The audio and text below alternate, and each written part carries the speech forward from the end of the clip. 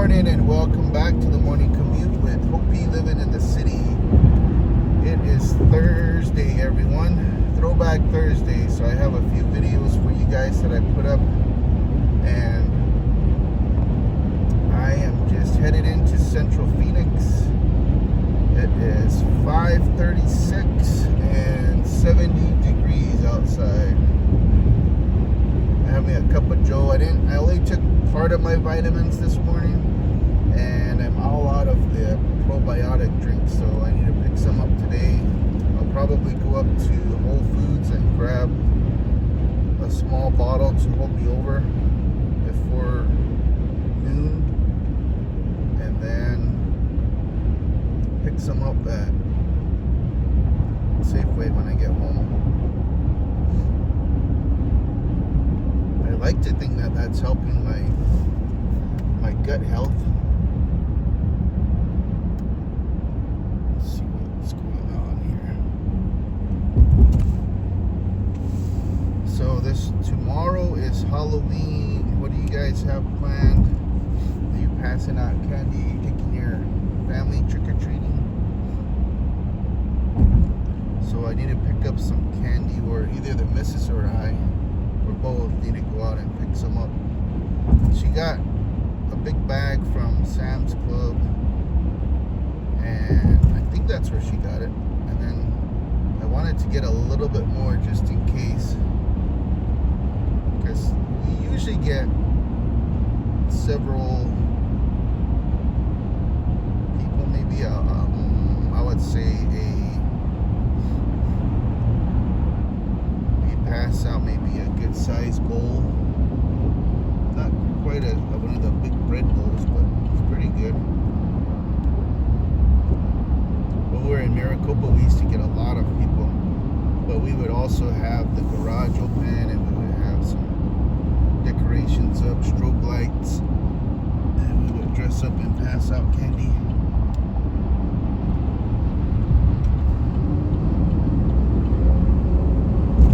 Ouch.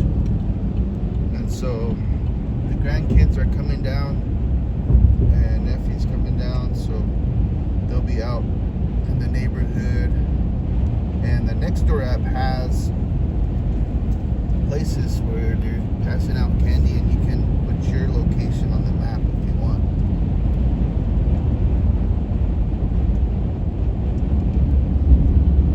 Just, I guess, have to make sure your doors are locked and just be prepared for the goblins.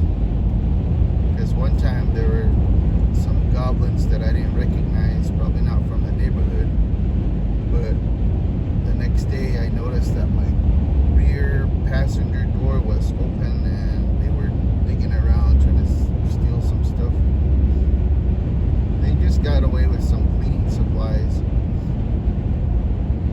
but still, you just gotta make sure your doors are locked in your vehicles and there's nothing for them to trip over. Yeah, let's just go out and see what's on the news today. Hopefully something good. Move by the YouTube channel or KTAR.com. Subscribe to Outspoken with Bruce and Gatos wherever you get your podcasts. Bad driving habits are hard to break, but good driving habits are easy to form, especially when they can lead to a discount on your auto insurance. With Farm Bureau Financial Services, the safer you drive, the more... resume. Yeah, Means is in her late 30s. She went to Stanford Medical School and was pretty far along in her training to be a head and neck surgeon, but she dropped out of residency before finishing. Then she pivoted to what's known as functional medicine, briefly had a practice in Oregon, but really made her name on social media and through a book she published with her brother on diet and metabolic health. They did the rounds on big podcasts in the wellness space, and her message tends to echo, what you hear from Kennedy and his allies in the Make America Healthy Again movement, especially when they talk about the high rates of chronic illness. Here's how she talked about that at a congressional roundtable led by Republicans last year. What we are dealing with here is so much more than a physical health crisis. This is a spiritual crisis. Means often talks about our food supply, environmental toxins. She criticizes the reliance on the pharmaceutical industry. And Kennedy has said she will be, quote, the greatest Surgeon General ever. Now, Will, I've heard that there has been a little bit of pushback to Casey Means. That's right, on several fronts. Certainly a lot of pushback from folks in the medical and public health establishment, pointing to what they say is her lack of qualifications. She doesn't have the leadership or clinical experience you'd expect from the Surgeon General, who is considered the nation's top doctor. Dr. Jerome Adams, who was Surgeon General during Trump's first term, told me confirming Means would set a, quote, disastrous precedent for the nation's top public health role. And she has made statements casting doubt on the safety of the childhood vaccine schedule, also about oral contraceptives. She's endorsed raw milk, similar to Kennedy. Now, interestingly, when Trump announced he'd pick Means, you also saw some opposition emerge from some supporters of Kennedy. And part of that was some in that camp seemed to worry she wasn't critical enough of vaccines. So there were questions about whether this fracture in the Maha base would sink her confirmation. I asked David Mansdorfer about this. He's a consultant and was Deputy Assistant Secretary for the Department of Health and Human Services during Trump's first term. To me, there's nothing substantive in the opposition that I think will cause any sort of significant impediment for her being appointed. Mansdorfer says it takes a lot to get these hearings set up, and the Trump administration would not be scheduling this now if they thought she did not have the votes to get confirmed. All right, that's NPR's Will Stone. Well, thanks. Thank you. 480-896-9597. 480-896-9597. Offer ends October 30th. Hi, Chris Merrill. You think your resume can wait, then your company trims corporate ranks, and the market tightens overnight. Do you sharpen your skills, or do you just hope your luck holds? Why, the Amazon layoffs might be a sign of things to come. This afternoon at 2 on the Chris and Joe Show. AI. Good morning. I'm LaDonna Harvey along with Jim Sharp from the KTAR Business Center at 542. New York-based Gallium LLC is working to develop a brand new $100 million luxury apartment complex in the Warehouse District, downtown Phoenix.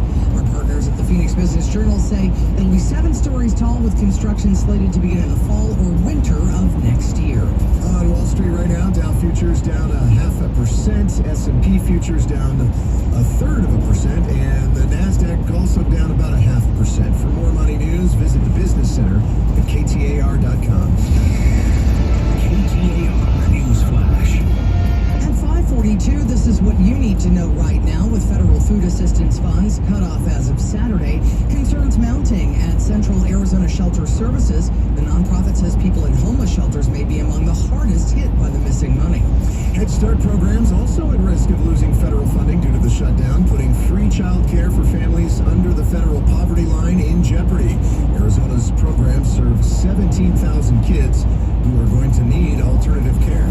Jim, plug your ears. The new word of the year is 6-7. Oh, my kids with the 6-7. Parents and teachers say kids and teenagers use it to mean so-so, or maybe this, or maybe that. I have no idea because I never heard it before he told me. The term's origin is unclear, but dictionary.com says they trace it back to Skrilla's song, Doot Doot 6-7. Sounds fabulous. That's All of our awesome. top stories just 15 minutes away. For more news, go to KTAR.com or the KTAR News app. We did family bingo a couple of weeks ago, and every time somebody would say, oh, 67, they would be, 6-7, shut up. Here's John Roller in the Valley Chevy Dealers Traffic Center. All right, guys, let's go back to the mini stack where we've had our issues this morning. We had an overnight fatal crash in the downtown area, westbound I-10, that had shut down all lanes of the ramps there at the mini stack. And now I'm taking a look at the westbound 202, and it looks like we've got a minor crash right before the mini stack. Now what we needed, we just started to open up some lanes there. So that backup's starting to grow, and we still have a backup on the inner loop of the westbound I-10 on the westbound side of Sky Harbor. That ramp is still shut down due to the HOV lane being shut down on the westbound side of I-10. So we've got some issues this morning. Southbound I-17 had a stalled vehicle right near 7th Street. There's a backup all the way back to the stack. And north of the stack, southbound I-17, your slowing starts at Glendale down to Bethany Home Road. John Woolard, KTAR News. We're looking Looking at sunny skies with a high of 90 today, dipping down to 88 by Sunday. Weather brought to you by Howard Air and Plumbing. Weather, replace, or repair, call Howard Air and Plumbing. I should have paid a little bit more attention to the radio. So apparently this is affecting this side of the freeway. Generally it's on the other side where there's issues. So I think they said it is before the tunnel on the carpool lane, but people can get off on the airport exit and also Washington Jefferson. However, you can see the traffic all the way up there. I'm going to have to let the missus know that there's a lot of traffic up here maybe. And I was thinking about taking these, I call it the scenic route, which is the hopping off at the Broadway curve and going up to the 202. But I did not. I just figured I'll just cruise. It's a good thing I left early though. It is 5:46 and we are patiently cruising along. So let's get back to the news. How to make it safer. It needs to be safer, it needs to be accountable, it needs to be transparent, and it needs to be connected to 988. If you already, before they fix this, if you already have, mental health issues, should you be using an AI chatbot, especially since we've heard stories of stable, highly intelligent people who have been led astray on the scientific matters or even, given bad math by AI? Jim, you and we have a lot of reasons to be concerned. There are definitely, this is not a technology that was built to have mental health or suicide prevention conversations. It's not licensed to have these kinds of conversations. It's not, but what's also true is that a lot of young people, for example, or people in general, talk to their friends about feeling suicidal. And their friends don't necessarily know. They're not licensed either. So what we need to do is equip these technologies with the capabilities and engagement with our profession to be able to bridge it from having a conversation online or through a technology to a real person or people who've been trained and licensed to do this kind of work. Well, and you mentioned, it should be sort of hooked up to 988, which is the national number that you can call if you're having a mental health crisis. And the thing that I think concerns people, especially about AI, is it seems further isolating people instead of getting them to talk to actual human beings. You should have a pulse. That's a great point. Right now we have a loneliness epidemic, a social connection crisis in many respects here in the United States. And a lot of it is due to screen time addictions. What we've seen is kids who are addicted to whether it's speaking or engaging through social media or video games or cell phones. That addiction to media, specifically saying that if you take that away from me, I can't cope, I can't deal with this world, that is creating a crisis where we're seeing quite a number of people feeling suicidal because they're disconnected from people. So whether they should be doing this or not, we've got to find ways to engage the technologies to be able to bridge what they're connected to the people they need to be connected to train them, teach them, and say, hey, I am a machine. You need to talk with somebody who really cares about you, who can talk with you about these things. Let's talk about who in your life you trust, who's close to you, and let's practice a conversation with them. And so let's talk to them, let's talk together about how we can talk to other people. It needs to bridge connection to other people. We're talking with Dr. John Draper. He's president of R&D at Behavioral Health Link, which is a company that develops software and provides services for coordinating crisis management in behavioral healthcare. We're talking about AI and mental health.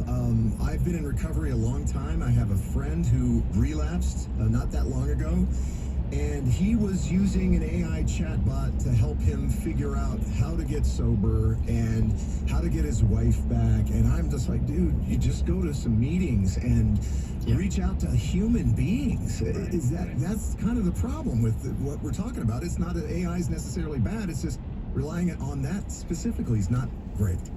Yeah, and I think a lot of it is just due to the fact that it's easily accessible. It's always there. It seems to have answers for everything. Right. But the fact is that a lot of our problems are related to our problems with human beings.